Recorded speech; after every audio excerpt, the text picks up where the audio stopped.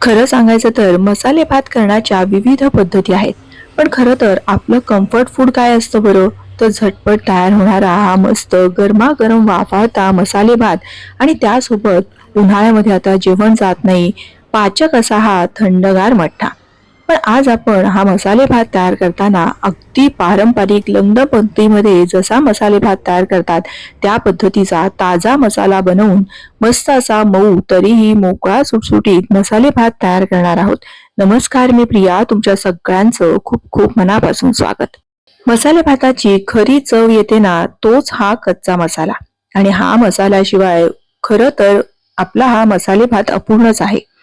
याकरता इथे मी एक मोठा चमचा धने घेतलेले आहेत, त्याचबरोबर अर्धा चमचा जिरे, 1 टेबलस्पून सुकं खोबरं, 2 तमालपत्र, एक छोटासा दालचिनीचा तुकडा घ्यायचा आहे, त्याचबरोबर 3 लवंगा घ्यायच्या, जास्त घ्यायच्या नाही, चरका लागतो, 4 ते 5 काळी मिरी आणि एखादं स्टारफूल. स्टारफूल खरं तर काही जण घालत नाहीत, पण घालून पहा, खूप छान स्वाद येतो. आता हे मसाले आहेत ना, ते आपल्याला अजिबात भाजायचे नाहीत बरं का. हा कच्चाच मसाला असतो आणि हा असाच आपल्याला मस्त बारीक वाटून घ्यायचा आहे. आणि खरं तर या मसाल्यामुळेच ना खूप मस्त अशी आपल्या या मसाले भाताला चव येते. आता हा आपला मसाला तयार आहे. आणखीन एक आपल्याला एक छोटंसं वाटण करायचं आहे, ते म्हणजे इथे छोटे मी आल्याचे तुकडे घेतलेले आहेत, त्याचबरोबर काही तिखटाच्या आणि काही कमी तिखटाच्या अशा मिरच्या घ्यायच्या. हे हिरवं जे वाटण आहे ना, याच्यामुळे तर मसाले भाताची चव आणखीनच द्विगुणित होते. कढीपत्त्याची पानं, काही देठासहित कोथिंबीर घ्यायची आहे. कोथिंबीर आपण थोडीशी अशी ओबडधोबड चिरून घेऊया, की जेणेकरून त्याच्या काड्या किंवा ते असे मोठे तुकडे राहणार नाहीत. अगदी मस्त मिक्सरला छान हे बारीक वाटून होईल. सगळा हा जो मसाला आहे ना, याच्यानेच मस्त अशी ताज्या ताज्या मसाल्याची टेस्ट काही औरच असते. आता हे आपण पाणी न घालताच मिक्सरला चांगलं असं याचा भरडा करून घेतला. आपली ही सुद्धा आता पूर्वतयारी झाली आहे. आणखीन एक पूर्वतयारी म्हणजे जेवढे आपल्याला मसाले भात बनवायचे आहे तेवढे तांदूळ स्वच्छ धुवून चाळणीमध्ये हे असे निथळायला ठेवून द्यायचे आहेत. आता हा मसाले भात तयार करताना इथे मी हा द इंदस व्हॅली या कंपनीचा 3.5 लिटरचा हा ट्रायप्लायचा कुकर किंवा हा प्रेशर पॅन आहे, तो वापरणार आहे. यामध्ये भाज्या, उसळी, आमटी, मसाले भात, पुलाव, बिर्याणी काहीही करता येतं. अजिबात तळाशी करपत नाही. घ्यायचं असेल तर लिंक डिस्क्रिप्शन मध्ये देते आणि प्रिया किचन नावाचं कुपन कोड वापरलं तर 12% डिस्काउंट सुद्धा मिळेल. आता इथे मी थोडंसं तेल घालून घेतलेलं आहे. त्यामध्ये तेल गरम झालं की अर्धा चमचा मोहरी घालायची आहे, पाव चमचा हिंग घालून घ्यायचं. त्यानंतर आपण जी बेसिक फोडणी करतो तीच मोहरी, हिंग, हळद आणि आपण हा तयार करून घेतलेला जो मसाला आहे हिरवं वाटण ते घालायचं आहे. यामध्ये आपण कढीपत्ता, कोथिंबीर, आलं हे जे काही घातलं आहे याचा कच्चा वास निघून जाईपर्यंत थोडंसं परतलं की मग त्यानंतर स्वच्छ धुवून घेतलेले ताजे मटार आणि काही उभे असे तोंडलीचे काप हे सुद्धा आपल्याला चांगले परतून घ्यायचे. तुम्हाला आवडत असेल तर तुम्ही आणखीन दुसऱ्या कुठल्या भाज्या आवडत असतील तर त्या सुद्धा घालू शकता. त्यानंतर आपण धुवून आणि निथळून घेतलेला हा तांदूळ घालायचा आहे. हा आमचा ना घरच्याच शेतातला तांदूळ आहे, पण जर तुम्हाला आंबेमोहर किंवा तुकडा बासमती वापरायचा असेल तर तुम्ही वापरू शकता. मसाले भाताला ना अगदी मोठा म्हणजे लांब दाण्याचा बासमती तांदूळ इतका छान लागत नाही, कारण मसाले भात हलकासा मऊ तरीही मोकळा सुटसुटीत असा असतो. त्यामुळे मोठा दाण्याचा किंवा लांब दाण्याचा तांदूळ न वापरता आंबेमोहर किंवा कोलम असा तांदूळ वापरायचा आहे.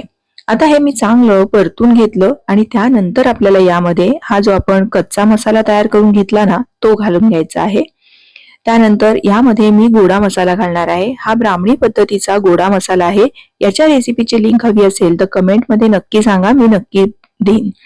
त्यानंतर हा मसाला घातला. साधारण मी छोटा चमचा होता म्हणून 1.5 चमचा हा मसाला घातलेला आहे, म्हणजे जो गोडा मसाला. बाकी तर आपण यामध्ये सगळे जिन्नस वाटणामध्ये तर घातलेलेच आहेत. वरून कुठलाही आपल्याला आता मसाला घालायचा नाहीये किंवा लाल तिखट सुद्धा घालायचं नाहीये, कारण आपण यामध्ये हिरव्या मिरचीचा वापर केला आहे. हे जेवढं आपण चांगलं परतून घेतो ना तेवढा आपला भात मस्त असा खमंग तयार होतो. आता या कपाने मी 1 कप तांदूळ घेतले होते, म्हणून आता त्याच कपाने तांदळाच्या दुप्पट इतकं आपल्याला पाणी घालायचंय. जर तुमचे घेतलेले तांदूळ फार जुने असतील किंवा तुकडा बासमती वगैरे तांदूळ असतो ना त्याला साधारण 2.5 पट इतकं पाणी घालायचं आहे. हे घरचेच तांदूळ आहेत त्यामुळे मी 1 कपाला 2 कप इतकं पाणी घातलेलं आहे. तुमचे जे तुम्ही तांदूळ वापरणार असाल ना, तुम्हाला कितपत मौसूद भात हवा आहे त्या अंदाजाने थोडंफार पाण्याचं प्रमाण कमी अधिक होऊ शकतं. आता हे एकदा चांगलं तळापासून हलवून घ्यायचं. मस्त असा खमंग इथे दरवळत आहे. आता चवीपुरतं मीठ घालायचं आणि अगदी थोडासा गूळ घालायचा साधारण चमचाभर.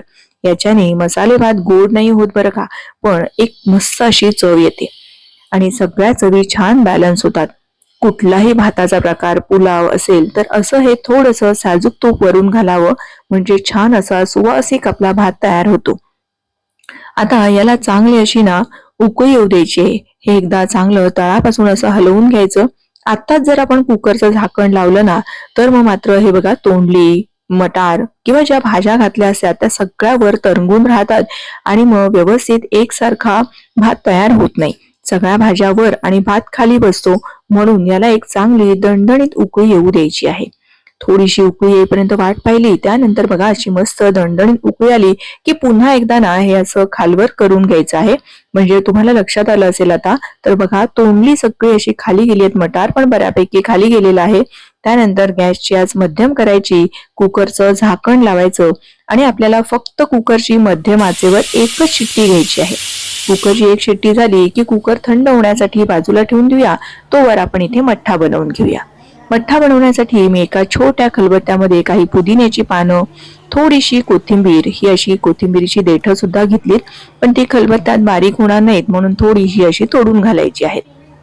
त्यानंतर अगदी अर्धी मी ही हिरवी मिरची घेतली आहे, ती सुद्धा कमी तिखटाची, कारण आपल्याला जळजळीत करायचं नाहीये. त्यामुळे थोडासा आल्याचा तुकडा मला जास्त वाटला म्हणून एक आल्याचा तुकडा काढून ठेवला आणि अर्धा चमचा जिरे घातलेले आहेत. आता हे सगळे जिन्नस मस्त असे खलबत्त्यामध्ये कुटून घ्या किंवा मग मिक्सरच्या भांड्यामध्ये ओबडधोबड वाटून घेतलं तरीही चालेल. पण कुठल्याही गोष्टीचं असं खलबत्त्यात कुटून ना खूप छान स्वाद येतो. त्यामुळे मी हे सगळे जिन्नस कुटूनच घेतले आहेत. आता इथे मी दही लावलेलं आहे. दही पाहाल तर या कुल्हडमध्ये लावलेलं आहे बघा. साधारण असं उभ्या भांड्यामध्ये बरेच जण म्हणतात छान घट्टसर दही लागत नाही, पण माझा तर तसा काही अनुभव नाहीये. मस्त असं उभट भांड्यामध्ये जरी मी दही लावले तरी सुद्धा एकही थेंब याला पाणी सुटलेलं नाहीये. आणि दही कसं लावायचं याच्या रेसिपीची लिंक तुम्हाला हवी असेल तर डिस्क्रिप्शन मध्ये देईनच. बघा काय मस्त अगदी खरबसासारखं मलाईदार छान दाटसर असं आपलं हे दही लागलेलं आहे. आता एक मोठं असं मडकं घेतलेलं आहे आणि यामध्ये मी मठ्ठा तयार करणार आहे. गरजे इतपत दही घ्यायचं. तयार करून घेतलेलं हे आलं, हिरवी मिरची, पुदिना, कोथिंबीर, जिरं याचा हा भरडा घालून घेतलेला आहे. आणि आता सुरुवातीला लगेच ना यामध्ये पाणी नाही घालायचं. कधीही दही व्यवस्थित मस्त असं रवीने फेटून घ्यायचं आहे, म्हणजे जो तयार होणारा मठ्ठा सुद्धा अगदी मस्त एकसंध असा तयार होतो. बरेच वेळा काय होतं, दह्याचे लहान लहान कण राहतात, त्यामुळे तसं न करता आधी फेटून घेतलं आणि त्यानंतर आता यामध्ये मी परवाच ना श्रीखंडाची कृती दाखवली होती आणि श्रीखंडाचा चक्का तयार करताना जे पाणी जास्तीचं शिल्लक राहिलं होतं ना, ते पाणी मी यामध्ये घातलेलं आहे. आणि आपल्याला कितपत पातळ किंवा घट्टसर मठ्ठा हवा आहे त्या अंदाजाप्रमाणे थोडंसं पाणी यामध्ये आणखीन घालून घ्यायचं. आता यामध्ये आपल्याला चवीपुरतं मीठ घालायचंय, पण मी इथे काळ्या मिठाचा वापर करणार आहे. म्हणजे जे पादेलोण मीठ म्हणतात ना, तेच खरं तर पचनासाठी खूप चांगलं असतं आणि याच्याने अन्नपचन सुद्धा छान होतं. हे जे काळं मीठ आहे याचीच मी ही पूड तयार करून ठेवलेली आहे. हे काळं मीठ आरोग्याच्या दृष्टीने उत्तम असतं. त्याचबरोबर आपलं हे साधं मीठ आणि हिंग हे सुद्धा पचनाला किंवा ज्यांना ऍसिडिटी होते, अपचन होतं, त्यांच्यासाठी हिंग हे अतिशय चांगलं आहे. म्हणून किंचित हिंग घातलं आणि चव बॅलन्स होण्यासाठी अगदी चमचाभर पिठी साखर घातलेली आहे. आणि हे एकदा चांगलं तळापासून घुसळून घेतलं. थोडीशी बारीक चिरलेली कोथिंबीर आणि आपला हा मस्त थंडगार लग्न पंक्तीत असतो तसा हा गारेगार मठ्ठा बनवून तयार झालेला आहे. तुम्हाला ही मठ्ठ्याची कृती जर आवडली असेल तर प्लीज व्हिडिओला एक लाईक करा आणि तुमच्या मैत्रिणींना, नातेवाईकांना जास्तीत जास्त शेअर करा. आता कुकर सुद्धा थंड झालेला आहे. आपण कुकर उघडताना कधीही आपल्या उलट दिशेने उघडून घ्यायचं, म्हणजे अंगावर वाफ येत नाही. आणि त्यानंतर यामध्ये थोडंसं साजूक तूप घालायचं. मस्त असं खोवलेलं ओलं खोबरं घालून घ्यायचं आहे आणि बारीक चिरलेली कोथिंबीर. आपला हा मस्त असा अतिशय सुवासिक लग्न पंक्तीमध्ये असतो तसा, किंवा आपण सणासुदीला घरामध्ये मंगल कार्य असेल अशा वेळेस हा मसाले भात नैवेद्यासाठी करतोच. येत्या गुढीपाडव्याला मस्त असं श्रीखंड पुरी, त्याचबरोबर मसाले भात, मठ्ठा असा बेत आवर्जून करा. आणि तुम्हाला हा मसाले भात कसा वाटला हे मला कमेंट करून नक्की कळवा. येत्या गुढीपाडव्याच्या तसेच मराठी नववर्षाच्या तुम्हा सर्वांना खूप खूप शुभेच्छा. अशा छान छान प्रमाणबद्ध रेसिपीज पाहण्यासाठी प्रियाज किचनला सबस्क्राईब करा. पुन्हा लवकरच भेटूया छानशा रेसिपीसह. धन्यवाद.